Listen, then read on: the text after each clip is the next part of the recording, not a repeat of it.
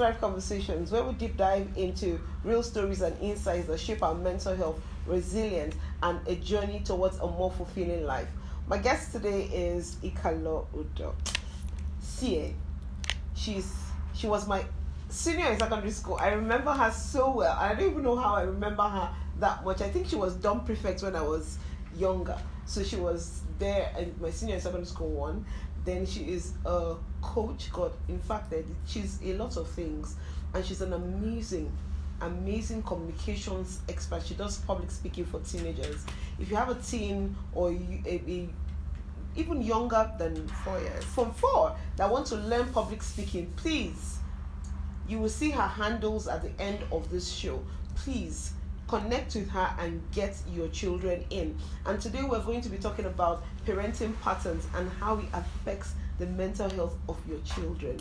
It's such an honor to have you here. Thank you so much. I'm happy, particularly happy because apart from the fact that you are an amazing person, you are a very resourceful person. I love what you do with teenagers. I love what you do with children. The day I came to your house and I just saw that you had constructed something there, I'm like, what's this? You say it's for the public speaking school. I'm like, oh my God, beautiful. Thank you. I love it because you are helping children find themselves early. And this is a conversation that must be had. Helping children find themselves early is so important so that they don't have too much time to start looking for themselves when they get to their early 20s, when it's too late. And then they now start thinking they're failures and all of that. It's such an honor to have you here. Thank you for coming. Thank you for accepting to come. Thank you so much. So today we're going to be talking about parenting patterns and how it affects your child's mental health. You sent me a book.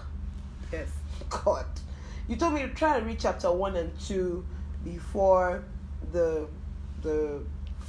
conversation. And I just told myself that chapter 1 and 2, that's a no-brainer. And then I picked it up and I could not stop. The next thing I checked, I was on page 136. I'm like, okay, that book held me bound. I just kept going. And I didn't realize how I know that because in the course of this work that we do, I know that we have a direct impact on how our children behave. And of course, in church, they tell you, hey, look at your family patterns. Your father's father, your they call it generational curses. Yeah. So I knew that there were patterns here. And in this course of our work, we started to see but I didn't realize how much it affects children. And I'm glad I found out before I got pregnant. So I was very careful, even though they say no matter what trauma, a child will have some sort of trauma. I was careful about my emotions in pregnancy. Very important. Yes. You need to tell us about this. Thank you so much for having me. Please pardon my voice. It's okay, we're hearing you perfectly. It started a long time ago. I didn't realize it until I held a book in the year 2017. Why You Act the Way You Do. The Way You Do by Tim LaHaye. I was reading this book about personality traits and I read a chapter. I threw the book away on the table. I burst into tears. I called my coach then. I said, Coach, I've just found who my sister was after she had died. Wow. I just found who Blessing was after she had died. I wasn't a mom. I am not a mom. She's late. But I wished as a sister I had the knowledge to educate my mom and my dad. I saw her personality, which my parents rejected and rebuked and criticized because of ignorance. In my book, I wrote, many parents who are not aware might lose their children, not just to death or because of death, but they might lose their children because their children would have nothing to do with them. That I'll take again. I love that, but please take it again. Many parents Would will lose their children, not to death, not just to death, but but because their children don't want to have anything to do with would them. reject them. Will reject them. True life story. True, very true, painful story. My sister was rushed to the hospital. Nobody knew. My mom was with me, was doing Ebola. Ebola went down. She was going back to Lagos, where she and my sister resided. I sent some things through her to my sister. Mommy, give blessing. Mommy tells me over 2 or 3 days she's been trying to reach her, not getting across. I knew that there was really They were not close. connection that much. And I said, okay, let me call and say, it's because of me Mommy is trying to reach you. I called the number more than once. The second time, somebody else picks my sister's number. Hello, she can't pick now. She's in the hospital. That was shocking. Yeah. My sister is a very energetic personality.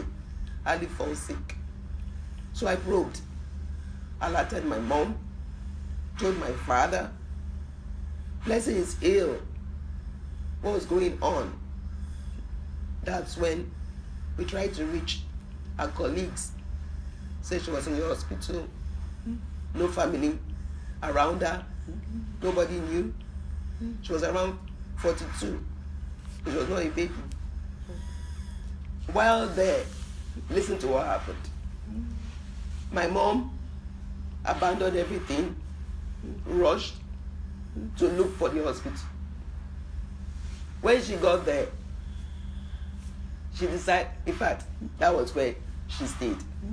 She did not go home one day, even to change her clothes, the love of a mother. But my sister was unconscious.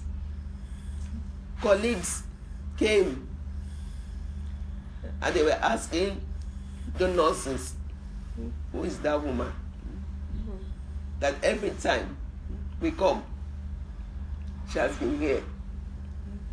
Guess what happened? My mom told them, Blessing is my daughter, my first daughter. They were all shocked that Blessing had never Spoken about her mom. mentioned or spoken about her mom. Wow. She was 42. Wow. And they've known her for quite a while. She worked there as a copper. Maybe So that's nearly 15 in her years. 20s. 21, maybe in her 20s. 18 years, thereabouts. Till 42. Whoa! And she never spoke about her mother in those years. So the people that came there were surprised that she had a mother who was alive. That got to my mom. It pained her. But they knew my dad. She was always talking about my dad, my dad. I needed to write that book to caution parents, men and women, fathers and mothers, to not assume that because they have children, because they have children, that their children recognize them As parents. as parents. Yes. Parents should not think because they have children that their children will recognize them as parents. They should not assume. I'm not sure I'm not sure if my heart is not broken by hearing that. It Wow. will break every mother's heart. But that was my mother's experience. When my mother heard it, the joy of being with me, her grandchildren, going back to Lagos after Ebola, to even bond with her daughter, her first fruit. But the situation she saw, the truth of the situation was disclosed from my sister's associates. Can you work in an office anywhere or in school and people will not hear you mentioning my mother, my father, or my sister? My mother, heartbroken, was still there throughout that episode because she loved her daughter. My mother is late now, 2 years ago. But that experience was reality. But going back to the pains of losing the very first person to die in my nuclear family, it was shocking. She was 42, in her prime. My father died 3 months after. Apparently, she was very close to my dad, and my parents were separated at that time. The January of the next year, I'd gone for some training, but before that time, I was like who you would call unconsciously incompetent. I didn't know anything about emotions or traits or how patterns evolve. Yeah. So I went for a training the year my sister passed in Abuja. But it did not hit me until I read Why You Act the Way You Do. I was preparing to deliver a training, so I had to research deeper. I saw my sister's traits. I saw it was not an abomination. It wasn't a curse. I saw that her social skills were an asset even to the family, which we all saw, but we responded Differently. negatively towards. Going back to my sister's childhood and my childhood, just 3 years difference. I can't forget the day as a child in primary school, my sister asked me, "Do you believe that mommy is our mother?" I think she was 7 and I was 5 years. And at that time, I responded, 2 young sisters. 2 young sisters Thank you. having an innocent conversation. And I said, "Blessing, how can you be saying that? You look more like mommy. I look like daddy." said no, but because the way mommy beats us is too harsh. I didn't see it like that. I felt we did something wrong and we deserved to be corrected. I can remember before that day, my mom, we came back from school, and my mom, then we used to have what we used to call koboko, the animal skin that had 3 branches. My mom was a teacher, and with all due respect to her, I love her, even in death.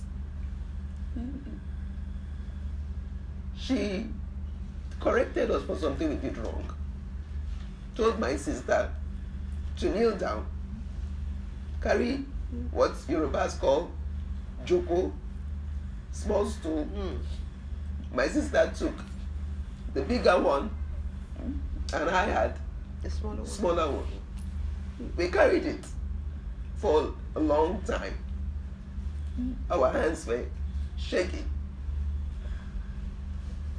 When she had my dad coming, Syria, I wash your face, clean your eyes. So we cleaned our eyes. She now said, can go and eat your food. I was hungry. We hadn't had lunch. I went to eat.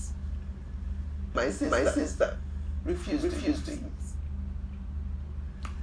Talking now as a coach, I come to realize children react differently to corrections, to love, acts of being harsh or too much love. They react differently. I didn't understand why my sister would not eat. She would leave the house, go to a neighbor's house, go there, spend the whole day. I would stay in the house. So I was seen as the obedient girl. But I didn't understand how she reacted to the discipline and parental behaviors. Her temperament wasn't sanguine, meaning she can't really stay still. Very friendly everywhere. My parents did not understand that.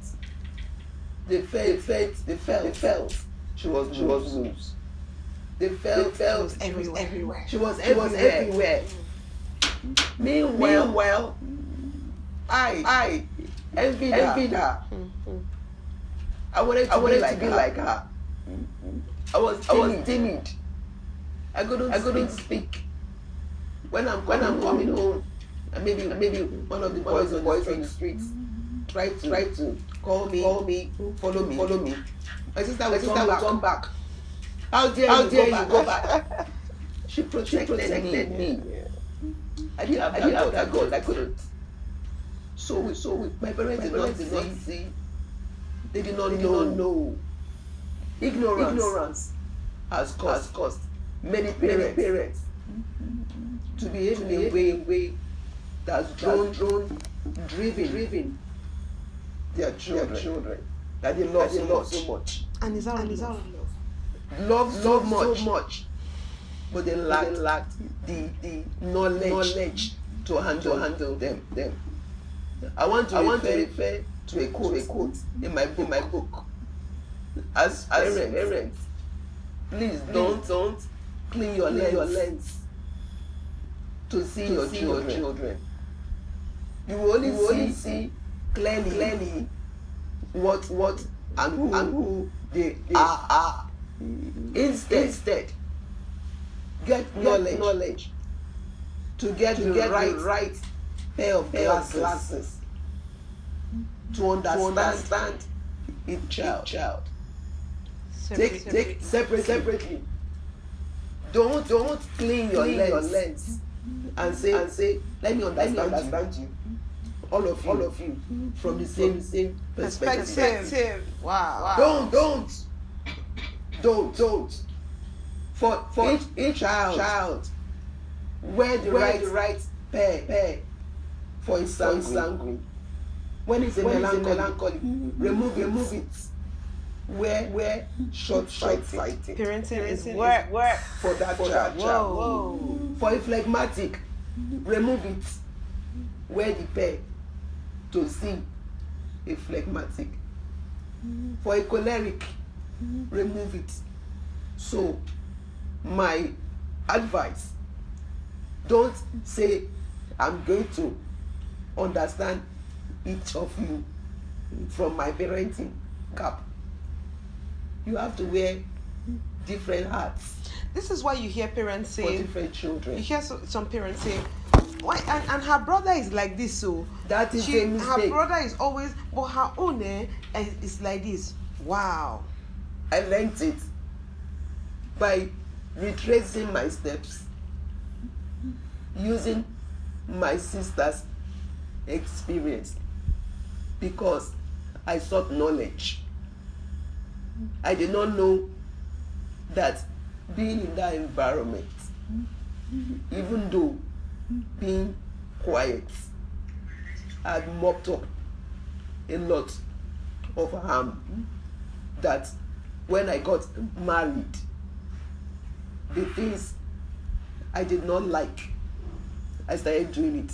We're going to get there. I want to talk about, so how did, you've talked about the fact that she was sanguine. You've talked about the fact that, your parents didn't understand her. How did that affect her though? Oh my goodness.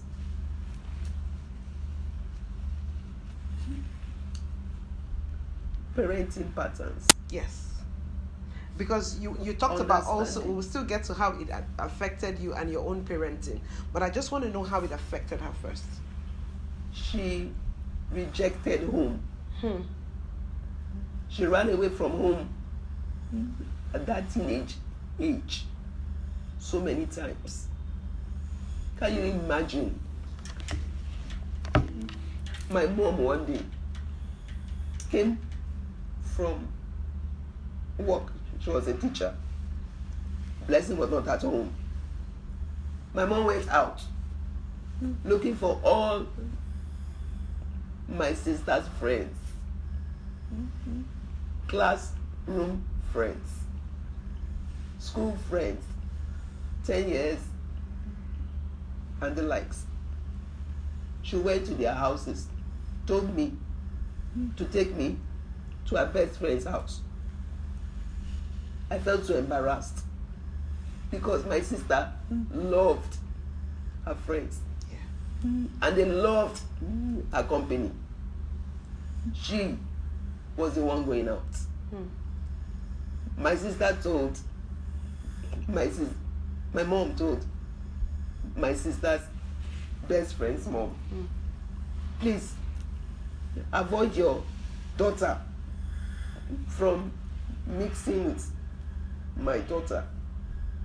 In my head, it was the other way around. My mom did not understand. I was very little, but I knew it was not my sister's friends. They hardly came home because they knew that in my house, my parents were very strict. Stay at home, Reading your books. But Blessing was not like that. She wanted to be with people. She was a people person. Yes. She found her energy refueled with people, but they were bitter, silly for going out. So she ran away, not once, not twice. From primary school, it continued to secondary school. In secondary school, people person, she was far away in New Busa, away from the eyes and control of parents. I was too young to know what happened.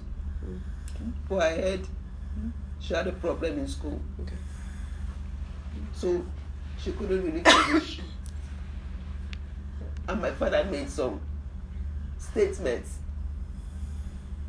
that could crush any child. You disgraced the family name. You didn't pass maths and English. My hands are out I've washed my hands off of you. your education. A mother's love is always a mother's love. She did not reject her daughter, even though my dad at that time did not want to have anything to do with her. My mom rushed as a teacher to look for a government school to register her, to retake her papers. So it was shame. She had to, from that time, fend for herself. She had to look for how to get to IMT, I think Enugu, a school nobody knew, nobody was interested. She was abandoned. She had to find her path herself. Now, imagine a young girl fending for herself, whose parents are alive. Alive. Because she was misunderstood. I, as a little girl, also wondered, why won't this girl sit still? I was wondering, every day they are always beating you. Why won't you just stay?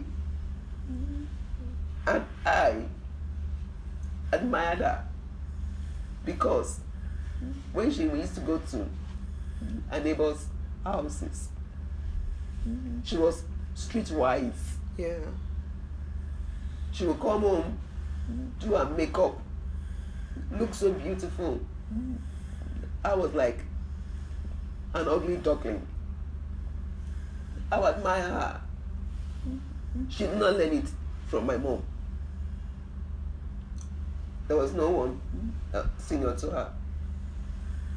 The house we all knew she used to go to had senior ladies, very responsible and respected ladies. But my father just wanted her to stay put. But she would go learn pancake, come and tell me how to make pancake. She learned the noodles there and egg. So when my mom rebuked her, she rejected my mom's food. She rejected it from a very young age. Fast forward, how did it affect her? As a coach now, I can confidently say she had to fend for herself. And she had to look for love elsewhere. Yeah. There's a woman who was our neighbor, who we used to call, let me not mention her name to preserve her privacy. My sister was always there. She accepted that woman as her mother. Yes. So when it was time to leave the house, I didn't know until later she moved in with that woman who never married and never had a child. And later I heard that that association in that environment, imagine if my parents knew, took her up from whatever failures, nurtured her with love, things must have played out differently. Now back to how it affected her. She felt unloved, so she could not find a man in her age grade who understood that too, because she was pouring herself out a lot to guys seeking.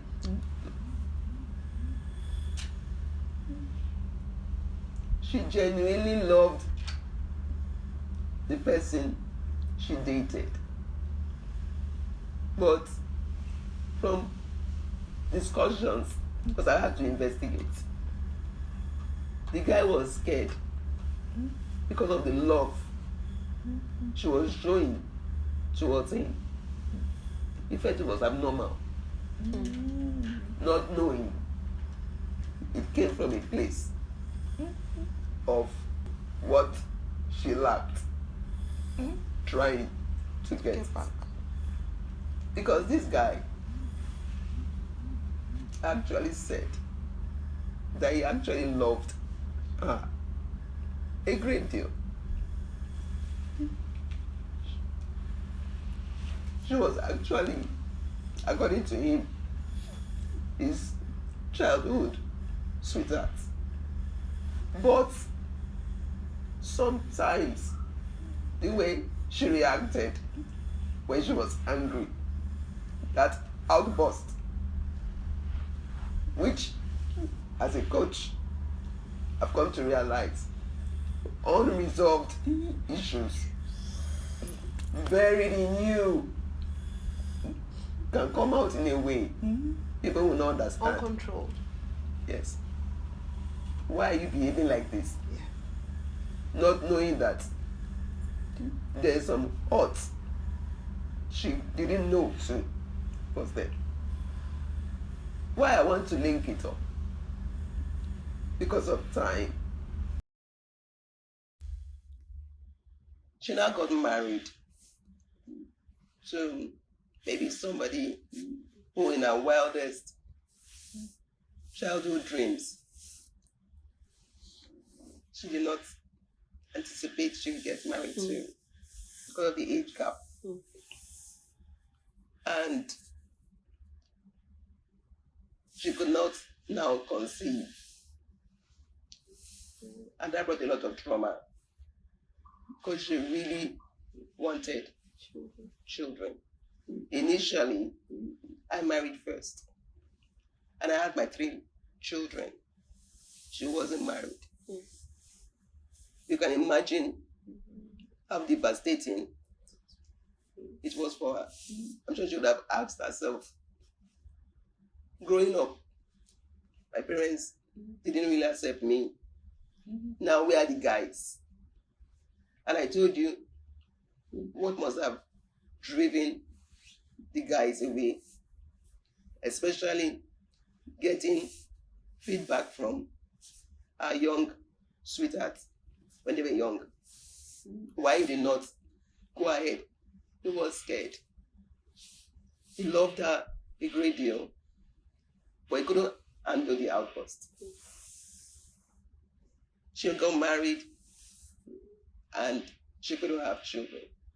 Oh, she was depressed. It was a concern for her. She kept calling me,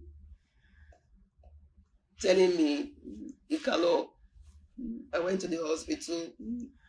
They said I have fibroid. I'm scared. I don't have children yet. Look at me, I'm getting to 40.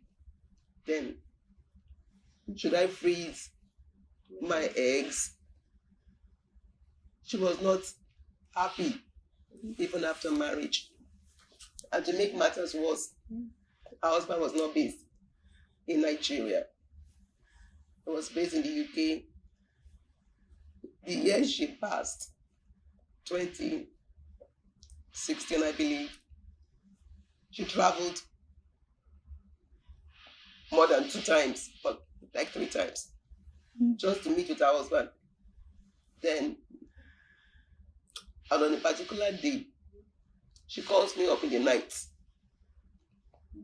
midnight, I was sleeping beside my husband, and I see my sister's call. I pick it. Ikalo, how would you feel if you heard that your sister has committed suicide? I didn't understand what that state. I said, God forbid. No, now, what's the matter? I wish I had more knowledge, like I do now, to understand what it means to get so low as in a pit that there's no hope. See no way to come out. No hope to come out. Do you know that feeling kills more than a car hitting somebody? Emptiness. Hopelessness. No reason to live. You know why? I want to say it. Nobody should be caught or left in that state for 1 second. Because even if you are ill in the theater, going for surgery, that spirit of hope might be what you need. All other things being normal, just to survive a procedure in the hospital. So people have the fighting spirit. Because my mom, at a very young age, when my younger sister was in secondary school, actually collapsed at work and had a stroke. Apparently, I was just coming in from Abuja, and I saw people backing my mom because she was paralyzed. I came in for a training. She couldn't recognize me throughout. But according to her, she recovered fully. What kept her was hope. She said to me, She didn't give up. she didn't give up. She remembered her service in the house of God. She remembered her children. She said to me that her unconscious mind was saying, I shall not die, but live to declare the works of God. Even though looking at her, she could not move. She told me she was speaking. She told me what she was saying, but she could not remember that I came and I saw her. But she could remember That her spirit what was fighting. our subconscious mind. She said it. She recovered fully from due to a second stroke. Now going back to how I came into the picture, why I am passionate about cutting children. Yeah.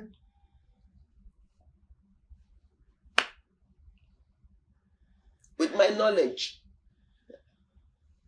and I realized that, emotional intelligence, having the knowledge of who I am, melancholy at that time, I'm no more fully, I'm now balanced, and I'm an ambivert. I know when to withdraw. Yes. I know when to come out. I gained my power back from the lies my old self told me. So that timid girl that would take rubbish, that you could cheat and walk away. Now, before you leave, I pull you back and ask you to restore. I knew the power I gained from knowledge through certifications on emotional intelligence. Anger management. I went again. I said, oh, so there are underlying factors that I need to speak out that made me angry and what I needed to do. So I had better control of my emotions. Fear mastery. I took that course too. And I realized, why am I not able to speak out? Or why was I so timid and shy?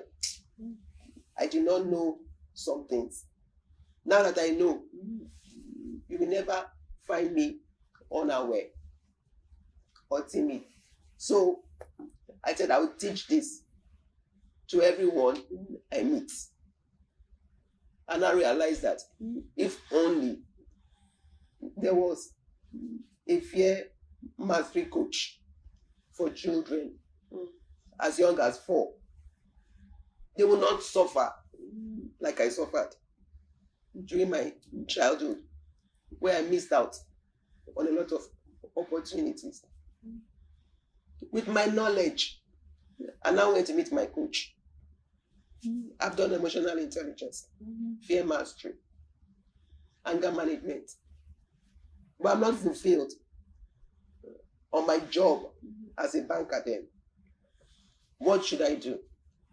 He sent me back to go and find myself. He told me, what are you passionate about? Without knowing, I could not speak confidently. I said, I love to speak. I went to meet him, just like Moses, given an assignment, but you stammer. I used to stammer. Guess what my coach said to me?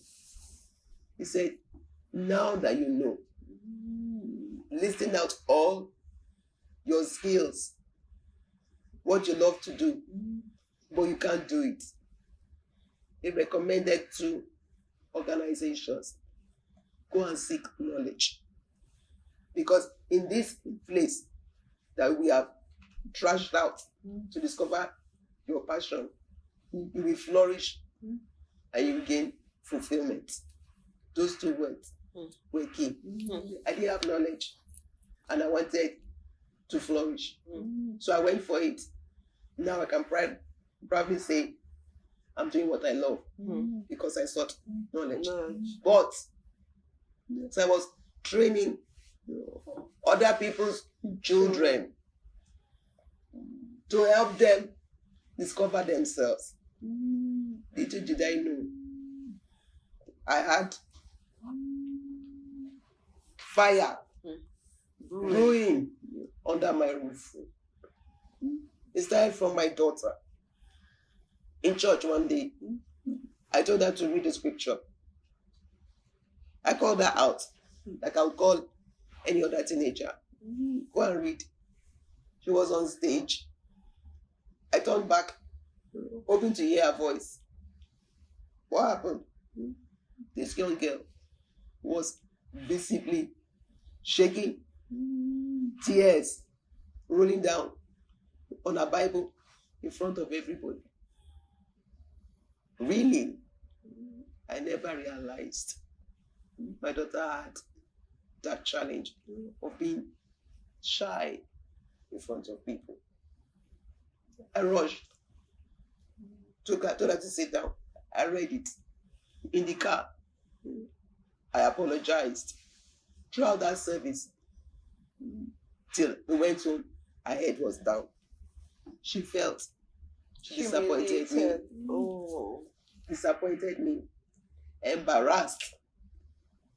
But I had not fixed the problem because I did not know there was a problem. I knew my own daughter lacked the boldness. So you can say mother was shy. She did not pay attention. There's a likelihood that 2 or 3 will be like that. In my family, 2 are like me. Were like me now because I'm working on them. Then the one that was not like me I did not know he took the trait of my sister. I'm rushing now, but imagine, I did not know anything about traits. I just saw firstborn, quiet, prim and proper, check. Secondborn, very introverted, prim and proper, check. They all went to boarding school. But there's this one that, are you from my loins? Why are you looking different? There was a day I went to a doctor to visit family friend. My son was so restless. The doctor said to me, then I didn't know what it was. Actually, this boy does not have ADHD. Allah imagine. God forbid it. God forbid. That's what he said. My husband was very angry. I didn't understand. I said, no. How old was he then? Maybe 2, 3. Mm. 2, 3. Very restless. Mm. Give me so much pain. That was when, not then, Sha. Not then, but now I realize the pain my late sister was giving to my mom. Then there was not as much information as there is now. Because my son gave me a tough time. I've always loved teaching. My mom was a teacher, so I helped her manage children. So as a hobby, during summer holidays, I have children gather. I do home lesson. Neighbors' children will come. Sit down, learn well. My son would not sit still. Go out, make funny faces, come in, fall on the floor. I didn't know. He was trying to gain attention. Until one day, during COVID, I was teaching online. He came up with this terrible tantrum, disturbing me. Thank God I'd taken the anger management course. So I knew I needed to calm down because I was in a class. So I paused. I took a deep breath. I gave my son, close the camera, paused it. Darling, I'm so sorry. What is the matter? He was raging. This is a boy that, at his young age, when he's talking to me, he walks out. How old was he? 5 years. Walks out, bangs the door against me. And he was chubby. Then, I now told him, please write how you feel. Surprisingly, I saw him calm down. Calm. He took the paper and biro, and he wrote. And he sent it, gave it to me. The things I saw, he said, Mommy, ever since I was 5, I think it was 7 years, I think, I've always thought of committing suicide. I never knew my son knew that word.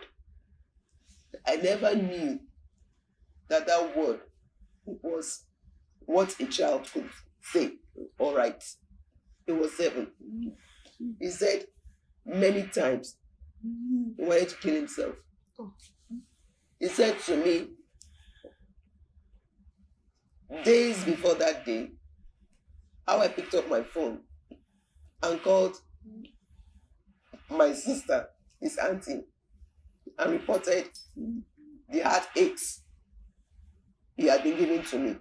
And I was tired of him and correcting him, not knowing he overheard my conversation. Did I even care that I should have been discreet. Discreet. I didn't even know how words crushed my soul. In our roots, the things we are complaining about, sweeping the floor, washing the dishes, who does them at the end? Isn't it me?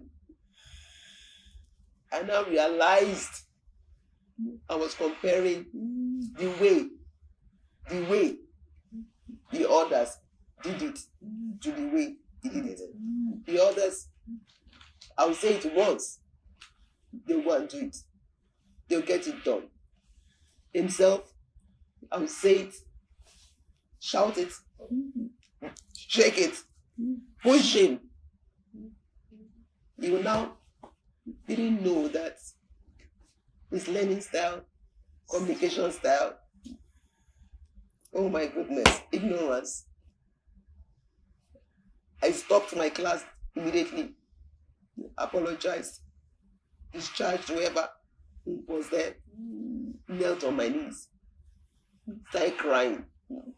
I begged him. Oh. I had to call a family meeting. I had to call my daughter. It was during COVID. I had to call her. I had to call my son. Crying. Have any of you ever felt this way? I knelt down. All of you, please tell me. My daughter, with her head down, said yes. Oh.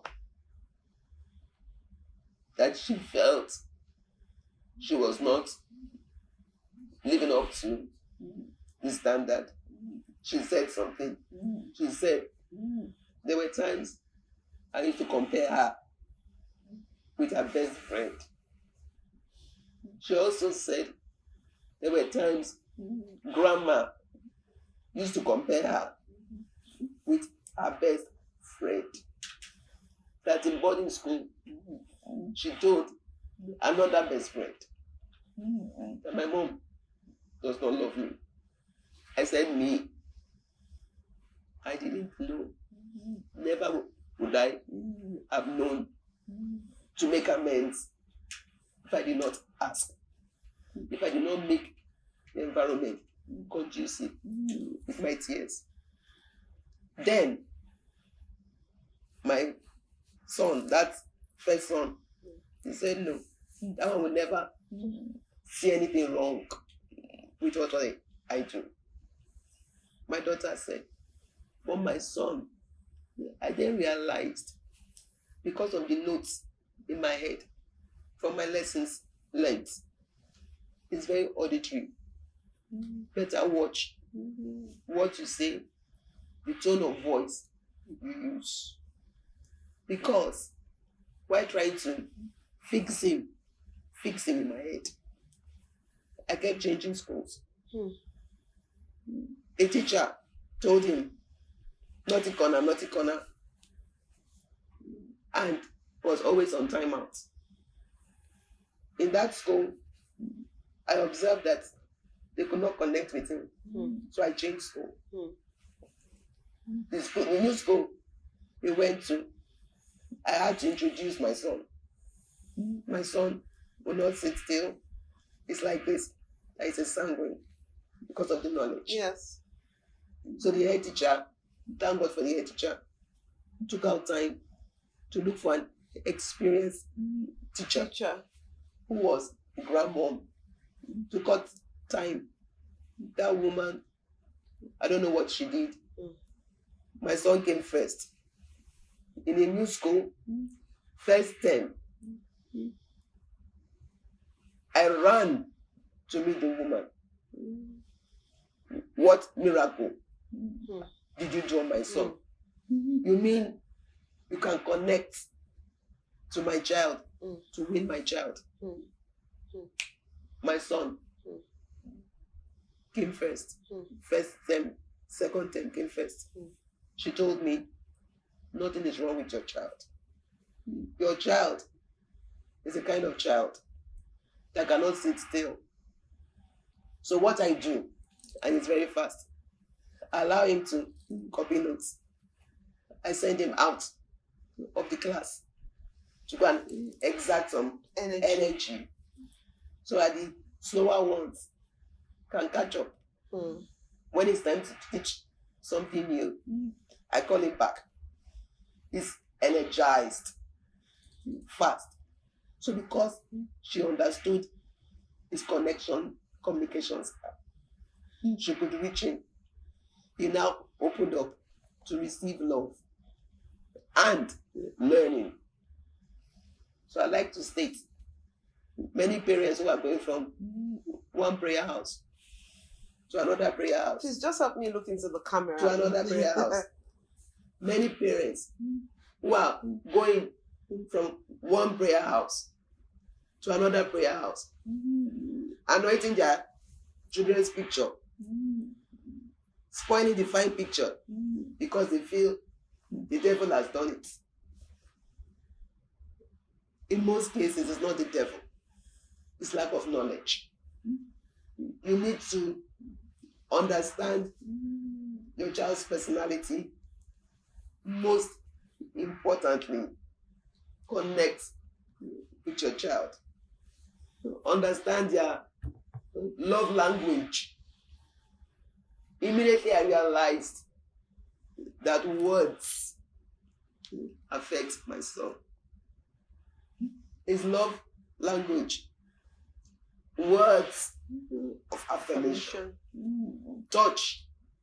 Till today, I beg him. It's huge. 14. I hug him, beg him, say it. Feels good. He receives everything. And he opens you up to communicate with him. He opens everybody that gives him that an opportunity to receive whatever you have to offer. No matter how difficult the task, the subject is, just speak his love language. He will top the game. Awesome. Right now, Awesome.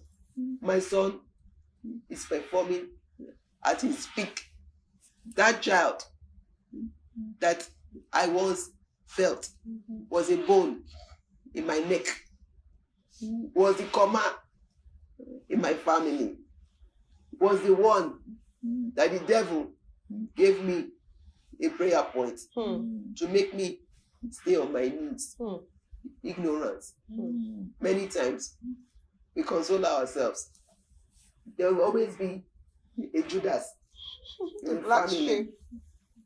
There will always be a question mark. A bot.